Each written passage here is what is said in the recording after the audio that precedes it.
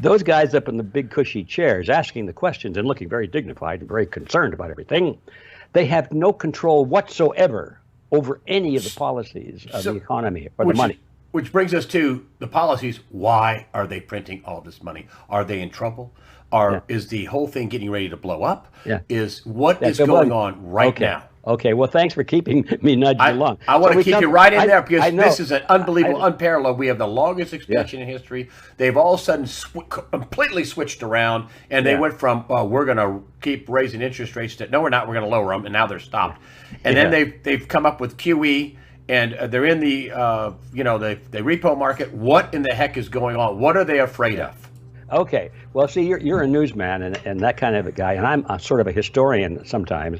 And so we come at this from different perspectives, and now they come together. And you want to say, okay, forget all the history and all this background. What are we up to? And I'm saying that, well, I'm going to tell you what we're up to, but unless you know the background, you won't believe it. Okay, So all right. that's what this is all about. We have to realize that these people are not working in our best interest. They have their own hidden agendas, which is everything is for the banks. It's that we're living in a system of the banks and by the banks and for the banks.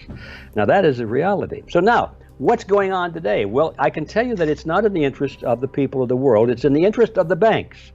They raise interest rates only because it will improve the position of the banks. They lower interest rates only because it will improve the position of the banks. Whatever they do, it's for the banks and only for the banks. And just because they talk about, well, we're going to preserve jobs or stabilize the economy or we're going to fight inflation and all these things which imply it's for you folks, you have to scratch all that from your ears because you have to look at these people and say, okay, everything they do is for the best interest of the banks. So now we finally come to your question, what's going on? They're flooding the world. This isn't just in America, but it's all over the world now. All these central banks, by agreement, surely between them, are expanding the money supply and expanding the money supply. And the question why is hard to answer because I don't sit in those chambers when they make these decisions. But knowing a little bit about how the system works, I suspect this is why. They see that the wheels are coming off. It's kind of a game of, well, let me put it this way. The system of inflation under which we live cannot go on forever. If you take a number and you double it every day, it doesn't take very long before the number is so large that it's impossible. And then the day after that, it's twice as impossible. If you start doubling a number every hour, probably by the end of the day, you would have a number which has so many zeros that if each zero were a half an inch wide, it would go around the universe, okay? Something like that. It's impossible. So all systems of exponential growth always collapse. They come to an end at some point. It's hard to tell exactly at what point, but you do know that there is a breaking point where it just moves beyond reality. The banks know this better than most people because they deal with these exponential expansions of numbers. So I'm assuming that they feel that they're at the end. You can smell it, you can see it, you can touch it almost. And so what do? Well, you don't suddenly start to be conscientious and say, well, gee, we made a mistake. Let's start moving backwards and see if we can't fix it. They can't because their machine only has one direction to go. So their thinking, I believe, is we're at the end, guys. Let's just make it for what it's worth. Grab all we can so that when the system collapses, we'll be okay. Now, that's kind of a crude way of putting it, but I think that they're going for broke because they know it is broke, and there's not much they can do about it. Now, what they intend to do, I think I know, and that is that they're waiting for the big collapse to come. They'll personally be okay because they will have amassed hard assets. They're trying to hold all the gold, all the silver, all the real estate, all the stuff that has value, the tools and the machines and stuff like that, the food supplies. But everything else, which is based on numbers and paper and debt and all that will collapse. And so they'll be able to pick up everything with like pennies on the dollar. Those who have assets will be able to acquire the rest of the assets that are being foreclosed on because the system collapsed. But then I think what they're planning to do is jump in one big step to the international money supply. They'll say, okay, the world was bad to us. They won't admit that they had anything to do with it. They'll say, look, what happened is because all these wars, or they'll blame somebody. It won't be them. They'll probably blame you and me for bringing the truth out and writing these bad books about the Federal Reserve and causing the public to lose confidence in the system. And that's what broke the system, stuff like that. But what they'll say, okay, now we are going to fix it. And the average person will think, oh, well, good, I'm glad they're going to fix it. Not dreaming or knowing that it was a cartel that broke it. So they're going to turn right back to the members of the cartel and say, well, fix it. And so what they're going to do is offer a fix, which will be the same thing, only it'll be international in scope. There'll be one new money supply that they'll offer, and it'll be just as bad as all of the old ones, but we won't know any different because the experts, the authorities are telling us, oh, this is going to fix it. So all the old system will be swept away, leaving in its debris all of the 99% of the people struggling, drowning, clamoring for survival, begging for anything that would help them put food on the table or have a job or have clothes to wear and heat in the house and when it's cold. They'll beg for anything. They won't ask these academic questions or what would a better system be. All they will want to know is who's going to help us. And so the politicians and the bankers will step forward and they'll say, we'll help you. And everybody say, oh, good, good. Well, what do you want us to do? And they'll tell us what to do, which is go live in the barracks and eat the food we're given and have the health care that's provided. And we'll become slaves. They own the system. And that's the end game.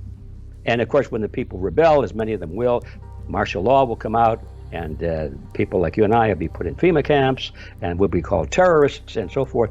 And the system will be locked down. And their dream, the end game, is to have a system of total control.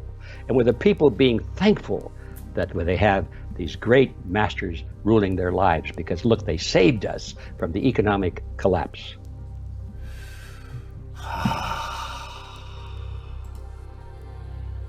Nirvana, explained in about 5 minutes. Thank you for the history lesson. I don't mean to diminish you. No, anyway, I understand. You're a super smart right guy. On track. You're right on track, Greg. You're a super smart guy. But, you know, that's like Helen Keller with the water, man. Oh, got it. So, and what do you make of Donald Trump? God, they want him out. Oh my gosh, they want him out. They want him out. They want him out by any means necessary. They want him out. They want him out. Why? Why do they want Trump out? Well, I wish you hadn't asked me that question, because how shall I answer this? I'm going into unproven territory right now. Everything I've said up until now, I have some very hard evidence to back up what I'm saying. Now, this question about Mr. Trump causes me to reflect back on what I've learned in my years of researching how this cartel and their friends and other cartels as well, how they work. And I've learned that their most powerful enemy, I'll get this right, their most powerful weapon is to offer their own opposition. They call it controlled opposition. That's how they sold the Federal Reserve, by the way, to the American people. The banks put together the Federal Reserve System, and then they had to sell it, make the people want it. And so some of the bankers themselves went on public, on the road, and began to speak against the Federal Reserve that they had created. They said, this system is bad. It's going to be bad for America, be bad for business. And the average person read that in the newspaper and said, oh, listen, Maud, look, the bankers don't like the Federal Reserve much. It must be pretty good. That's how it worked. It always works that way. So you think Trump, a lot of people will disagree with you on that, but you think I know that, of course. He might be controlled opposition. I'm not even saying that's what it is. I'm just saying that I'm aware of this pattern. It's the strongest weapon they have. Now, how, if they wanted to get rid of Mr. Trump, I think they could have. In fact, I believe they could have prevented him from being elected because some years ago I produced a documentary film called Invisible Ballots. And this was at least 15 years ago. I was convinced then that they actually could, at that time, control the count on any election if they wanted to, because of the computerized systems which they control, no paper record or anything like that. It's all electronic and it's easily controlled. And when Mr. Trump was elected, I thought, why did they let him be elected? And then I just tucked that question away.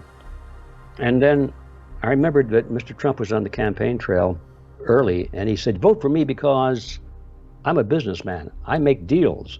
I'm a deal maker. I can work with anybody, he said. I don't care who it is. I work with them. We get things done. And most people thought, oh, that's good. Yeah, we want somebody that gets things done without asking what things. But I was thinking about what things are going to get done. And I tucked that away. And then a few months later, after it became a little more popular, the press condemned him, but they didn't condemn him. They were always saying that the left condemned him. Well, there are a lot of people that think that if the left condemns something, it's got to be good, without examining what it is itself. I mean, the left condemns the right. The communists condemned the Nazis. Does that make the Nazis good? No, but it's a game that they play very well. They know how people don't ask those deep questions. And so I had that tucked away in my mind. And then I read in the paper that Mr. Trump spent a day with Henry Kissinger in his place in New York. I thought, what? What is Trump spending with Kissinger? Times with Kissinger, who, as everybody should know, is the bag man for the Rockefellers. And they're the most powerful economic and political force in the United States, maybe second to, in the world, probably number two. What? And then all of a sudden, of course, he told us.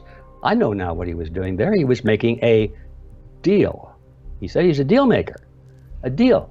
Well, what could the deal have been? I don't know. These are just questions, Greg, just questions. And so Trump gets elected. I think, that's amazing. And everybody's cheering him because the left hates him. Now, I'm here to tell you that if Trump didn't have all these outrageous, ugly people screaming and yelling and threatening and doing stupid, outrageous, vulgar things against him, I think he would look like a buffoon. But Really? He's got the right enemies. He's got the right enemies. I mean, so he did looks good. just on his behalf. You know, he got us out of the TPP. He Yeah, got us out of the Paris Climate Accord. Put us right back, by the way, have you noticed, in a different arrangement. We're not out of the international agreement. We appear to be. Yeah, Right. he got us out of that one, but we're still cooperating over here. He's going to stop the illegal immigration, and that is worse now than ever before.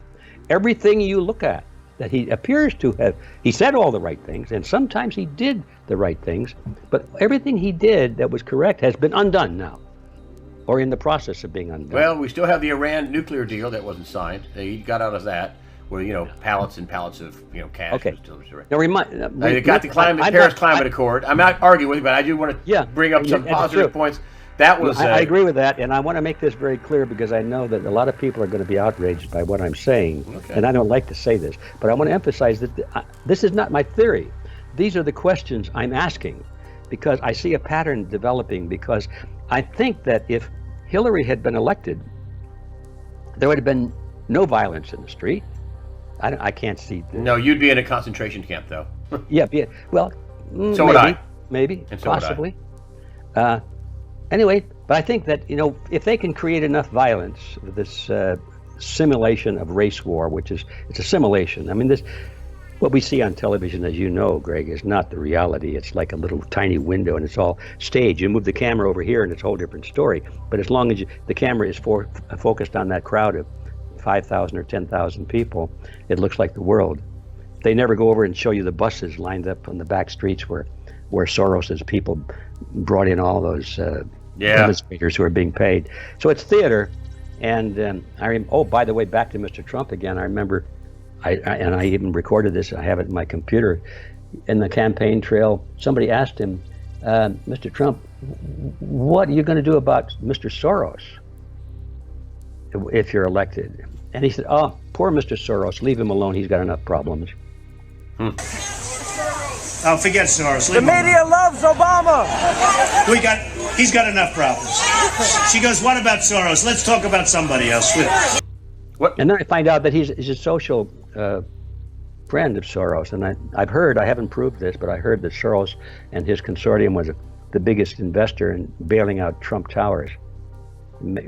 Otherwise, Trump would have been bankrupt. But I heard, this is something for you to check out. I want to do it myself. I just haven't gotten around to it.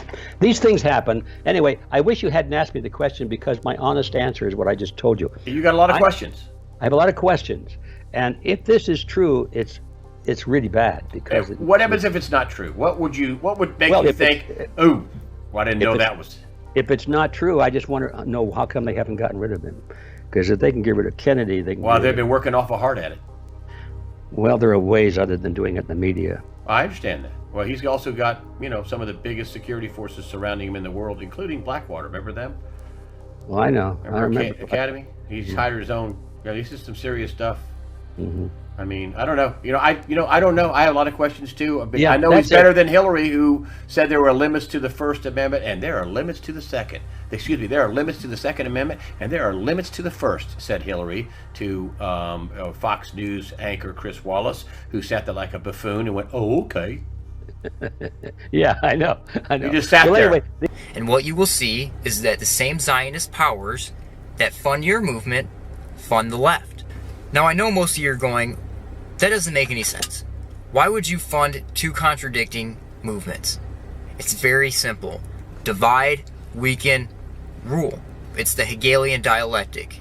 You divide the masses amongst each other and get them arguing over stupid shit that doesn't change the bigger picture, like transgender bathrooms, thus limiting their potential to actually make a difference. Then you, the Zionist megacorporation or bank, sits back and waits for a movement, whatever movement, to gain the most momentum.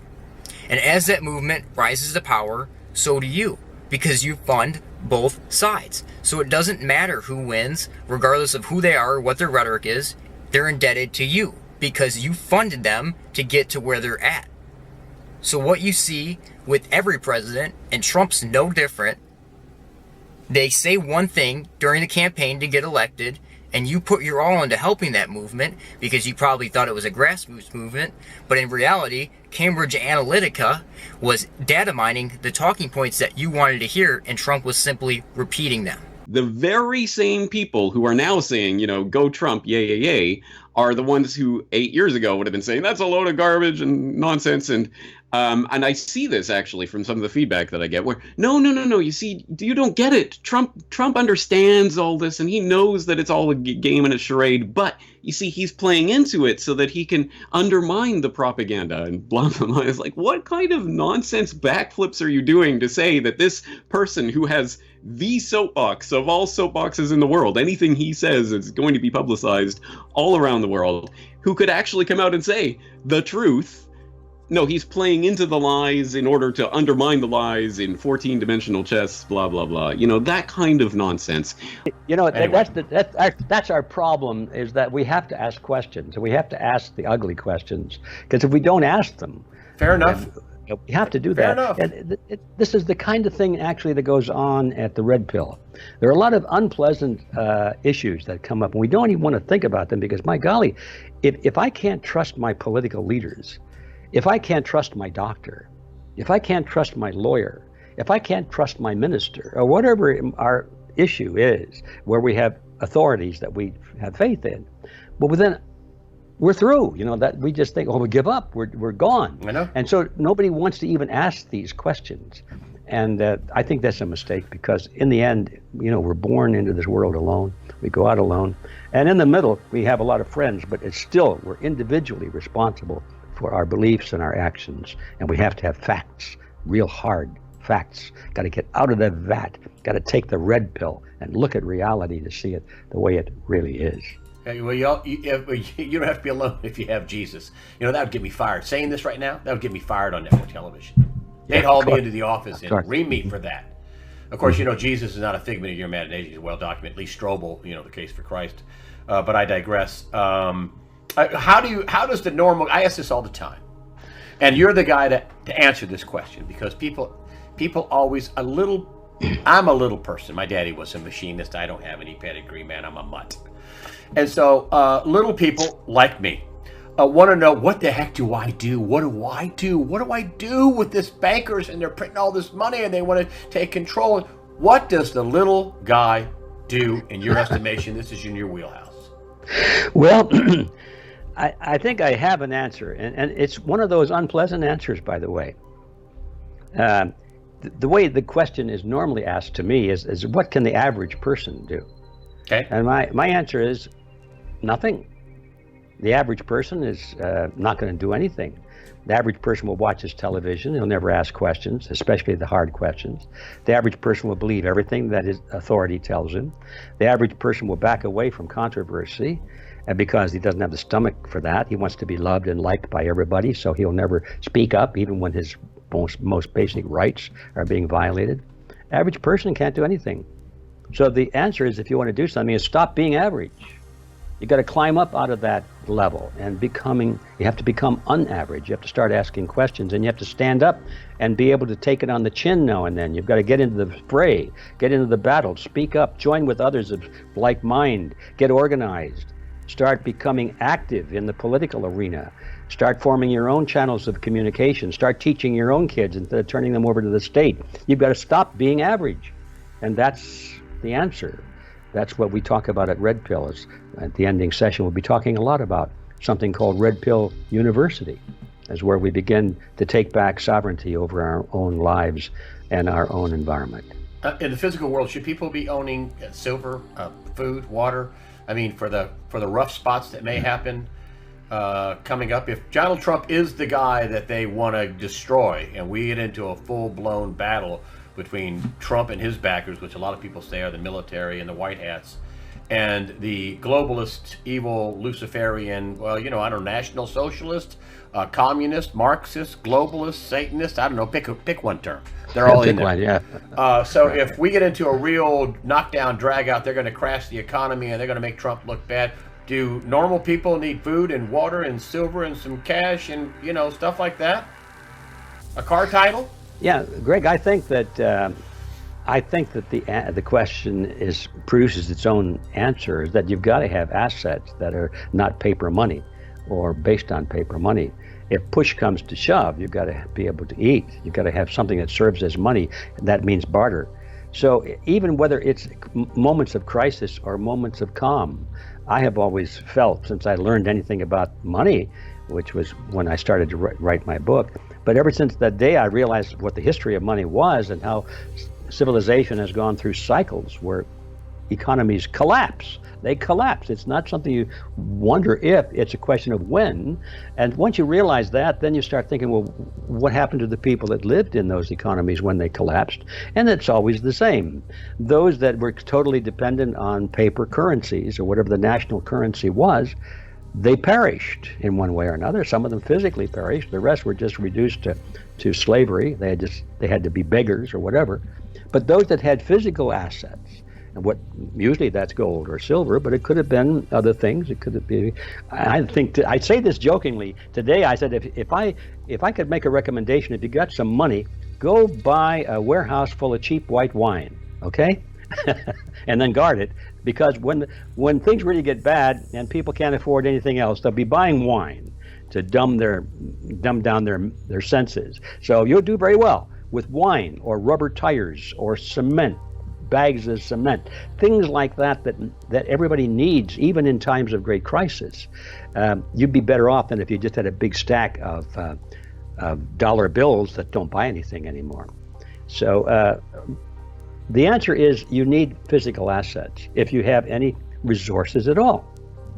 Unfortunately, most people don't have any resources beyond day-to-day living. They haven't saved anything. They've been taught that saving is stupid. Why save? Because you can always get more money, right?